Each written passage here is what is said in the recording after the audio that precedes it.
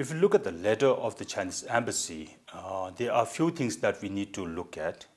One thing is that the Chinese embassy in the letter says that Tibet was part of China since ancient times, which is not true, which is baseless and factitious. So therefore, we strongly condemned China, right, not being true to themselves.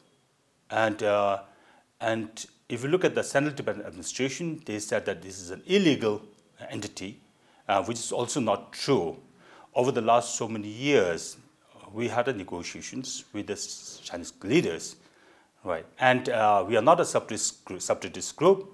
Our policy is a middle way policy. It is not about separations. It is about fulfilling the aspirations of the Tibetan people within the framework of Chinese constitution.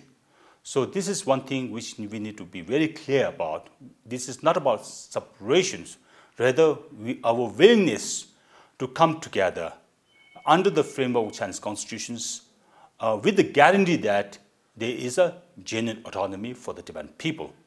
And the third thing is that Chinese leader says that Tibet issue is China's internal affairs, a matter of China's internal affairs.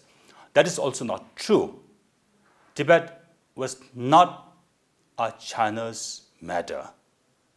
Tibet was an occupied state, and whatever happens inside Tibet has its consequences all over the world. So it's an international affair, and there is a strong movement and solidarity for the Tibetan cause.